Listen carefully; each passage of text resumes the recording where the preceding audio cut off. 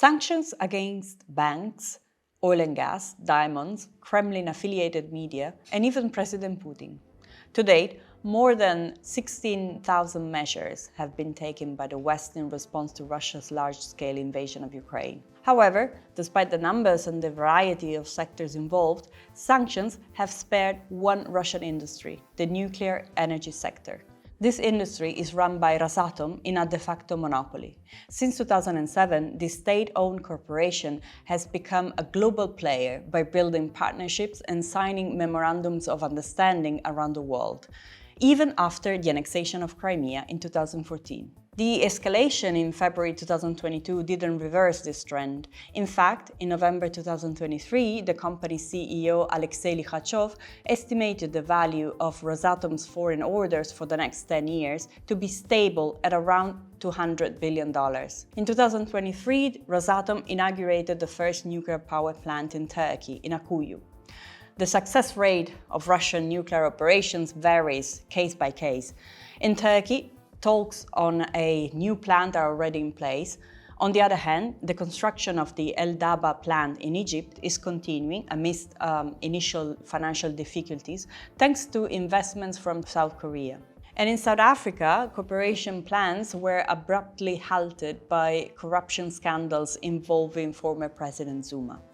Still, many countries today rely on Russia for nuclear power. But Rosatom's influence is not projected exclusively onto the so-called Global South, but also onto Europe. There are 19 Russian-made reactors in Hungary, Finland, Bulgaria, the Czech Republic, and Slovakia, and they're particularly dependent on uranium produced by Rosatom. Brussels' priority is energy independence from Moscow, even in the nuclear sector.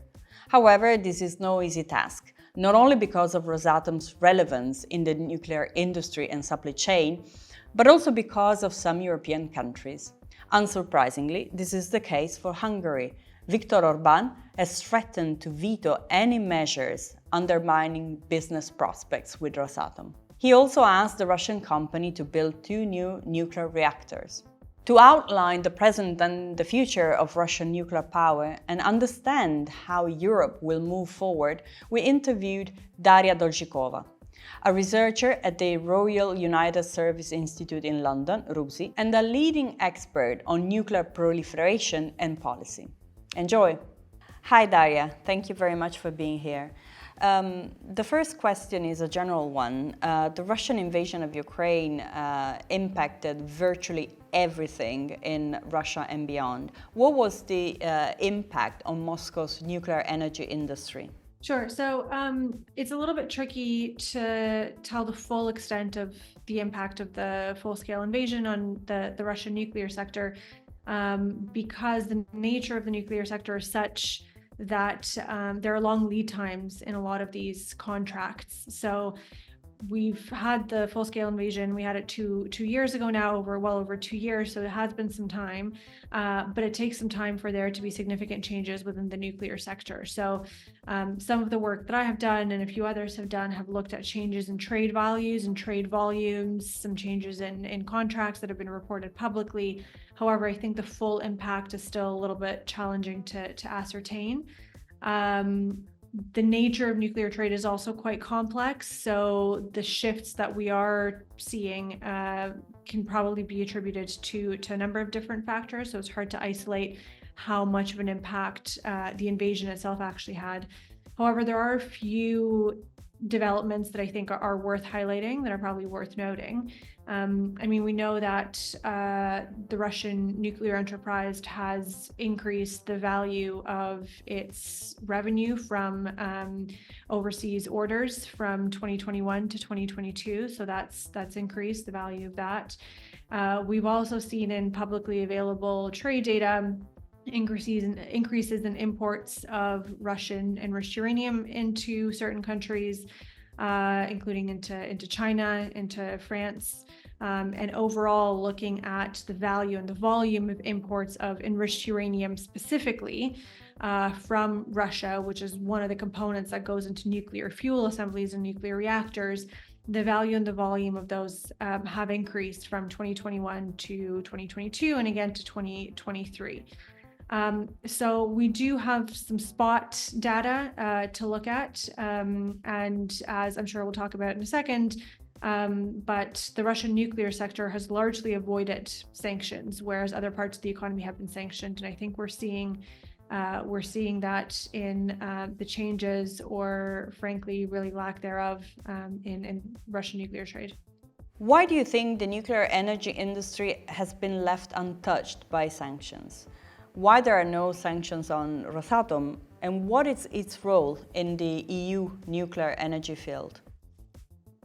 Yeah, so Russia is a very major player in global civil nuclear energy markets and supply chains. And I think that's really one of the main factors why the Russian nuclear sector has largely avoided sanctions, because precisely as you say, there are dependencies that exist in Western markets, but elsewhere. So in Europe in particular, the dependency there is on Russian conversion and enrichment services. So once the uranium gets mined from the ground, it has to go through several processes before it can actually get put into nuclear fuel assemblies and get used inside nuclear reactors.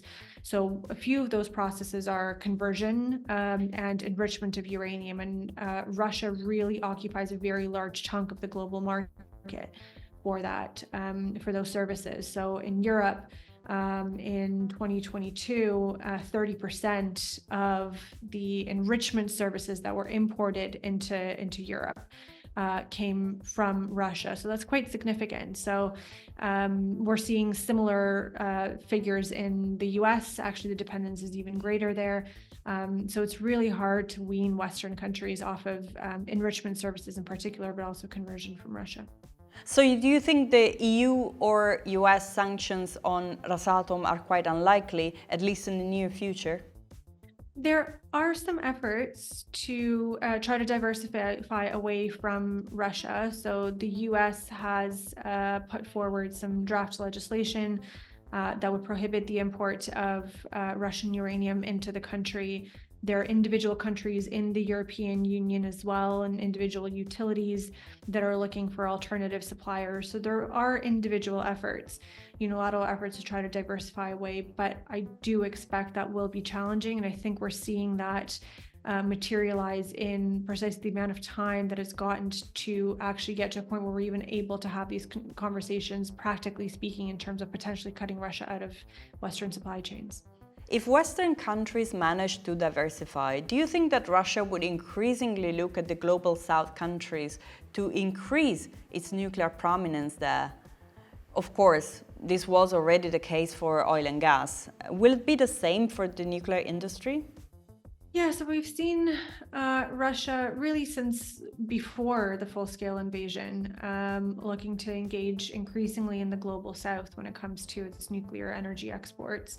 Or rather exports of nuclear energy technology and related materials.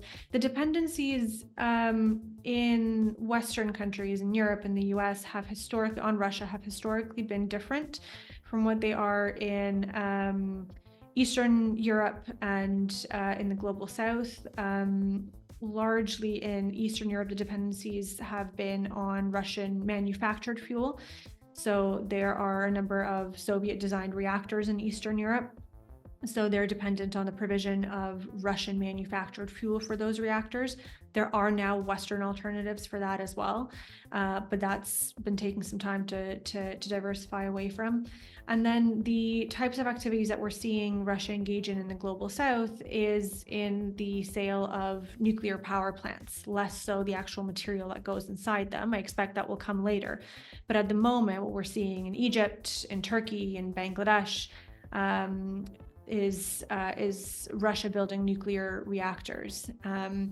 And that's a really interesting development, I think, and one that I think is worth really keeping an eye on, because these are very massive and complicated construction projects. And one's nuclear power plant, first of all, the construction of that power plant usually takes, at least a decade, if not more, oftentimes.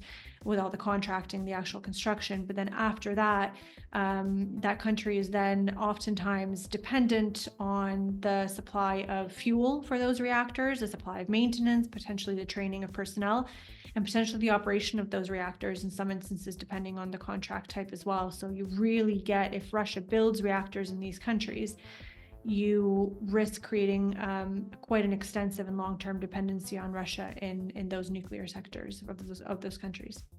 Another trend that has been reinforced by the large-scale invasion is the increasing closeness between Russia and China.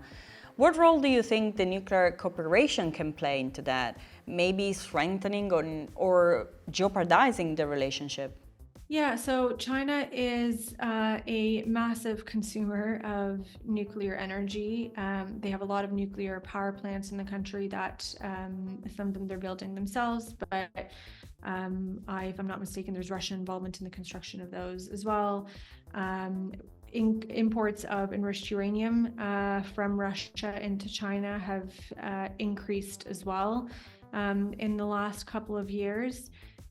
So clearly there is some, if not dependence, then some growing reliance on Russia, or an interest rather, in China to purchase from Russia Russian enriched uranium supplies.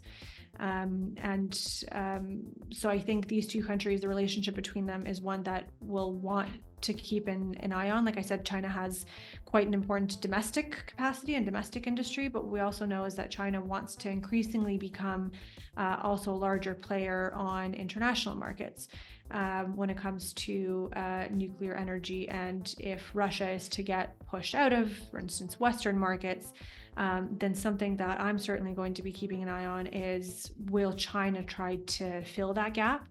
And what does that relationship between Russia and China look like? And will imports of material into China from Russia, could that potentially facilitate greater exports from China of certain materials to allow it to play a larger role in Western and broader global nuclear markets? Let's move to Ukraine now, where the Zaporizhzhia nuclear power plant has constantly made news headlines.